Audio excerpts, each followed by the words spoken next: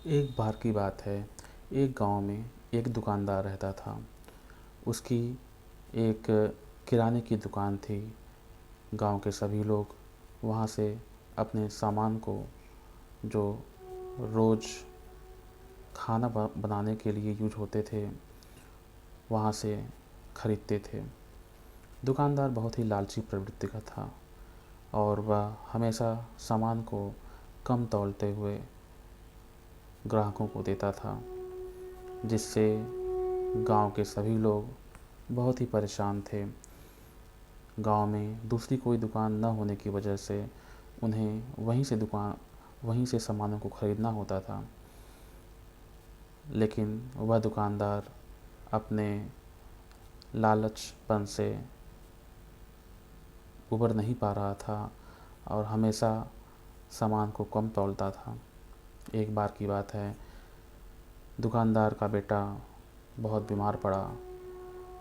दुकानदार ने उसे बहुत से वैद्य को दिखाया, बहुत से दवाइयाँ की, लेकिन वह सही न हो सका और उसकी बीमारी वैसी की वैसी बनी रही। दुकानदार बहुत परेशान रहने लगा। एक बार की बात है, उसके गांव में एक साधु महात्मा आए और उस दुकानदार के दुकान पर कुछ भिक्षा मांगने के लिए उस दुकान पर गए। दुकानदार ने किसी तरह से अपने लालच को कम करते हुए साधु को कुछ भिक्षा दिया। तो साधु ने दुकानदार से पूछा कि क्या हुआ बेटा, तुम इतने उदास क्यों नज़र आ रहे हो?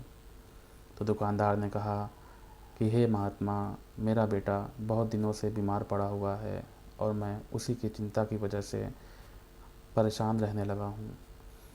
तो साधु ने बताया कि बेटा, तुम्हारे बुरे कर्मों का फल, जो तुमने लालच की वजह से कमाए हैं, वो तुम्हारे बेटे को भुगतना पड़ रहा है।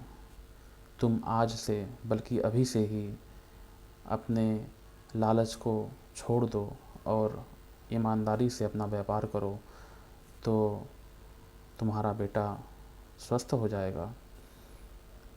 तो दुकानदार ने महात्मा की बात मानी और उसने उसी दिन से ही ईमानदारी से अपना व्यापार करने लगा और बहुत ही चमत्कारिक तरीके से अगले दिन से ही उसका बेटा सही होने लगा, उसके स्वास्थ्य में सुधार होने लगा और दुकानदार बहुत खुश हुआ और मन ही मन उसने भगवान को प्रणाम किया और कभी भी लालच न करने का फैसला किया।